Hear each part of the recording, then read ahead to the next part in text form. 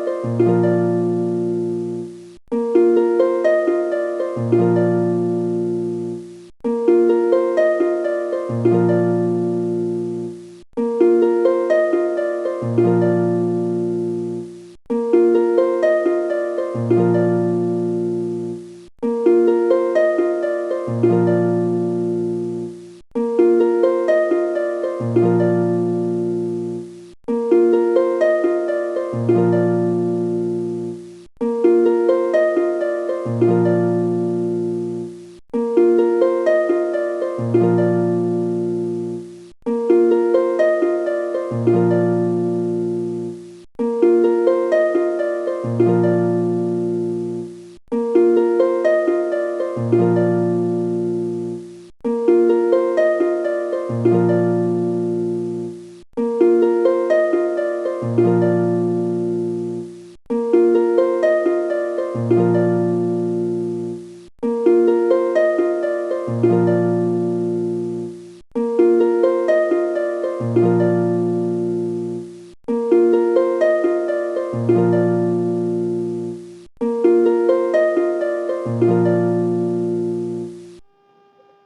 મનહરસિંહ પ્રભાતસિંહ ઝાલા, રાષ્ટ્રીય સ્વયંસેવક સંઘ ઘુમંતુ કાર્યના સૌરાષ્ટ્ર પ્રાંત સંયોજક, વાનપ્રસ્થી વિસ્તારક, કેન્દ્ર વિરમગામ. આખા દેશમાં આજે રાષ્ટ્રીય સ્વયંસેવક સંઘને શતાબ્દી વર્ષ ઉજવાઈ રહ્યું છે. એ 100 વર્ષ નિમિત્તે આખા દેશમાં બધા જ તાલુકા કેન્દ્ર પર પૂર્ણ ગણવેશમાં સ્વયંસેવકો ઉપસ્થિત રહે અને જાહેર કાર્યક્રમ થાય. એ કાર્યક્રમના ભાગરૂપે આજે અહીંયા મહુવામાં પણ મારું આવવાનું થયું છે. આજે કાર્યક્રમ જે થયો આખા દેશમાં આ પ્રકારના કાર્યક્રમો થયા. શતાબ્દી વર્ષ ઉજવાઈ રહ્યું છે. આગામી 1925માં સંઘની શરૂઆત થઈ, 2025 એ 100 વર્ષ પૂરા થયા. આગામી વર્ષ દરમિયાન પણ વર્ષભરના કાર્યક્રમો ચાલવાના છે. આ વર્ષનો આ પહેલો કાર્યક્રમ શતાબ્દી વર્ષનો વિજયાદશમી છે. બાકીના બધા કાર્યક્રમો ચાલશે. આ કાર્યક્રમો પણ આપ સમાજનો સહકાર મળી રહે એવી બધા પાસે અપેક્ષા છે. સંઘના સ્વયંસેવકો આપના ઘર સુધી, એટલે ઘરનો સંપર્ક એવો બીજો કાર્યક્રમ આવવાનો છે. બાકીના કાર્યક્રમો પણ આવશે. તો સંઘ પાસે, સમાજ પાસે અપેક્ષા છે કે આ બધા કામમાં સંઘના સ્વયંસેવકોને અને સંઘને આમ અત્યાર સુધી સમાજે સહકાર આપ્યો જ છે. આવતા વર્ષમાં પણ આ કાર્યક્રમો પણ સહકાર આપે એવી બધા સમાજ પાસે અપેક્ષા છે. અસ્તુ ભારત માતા કી જય.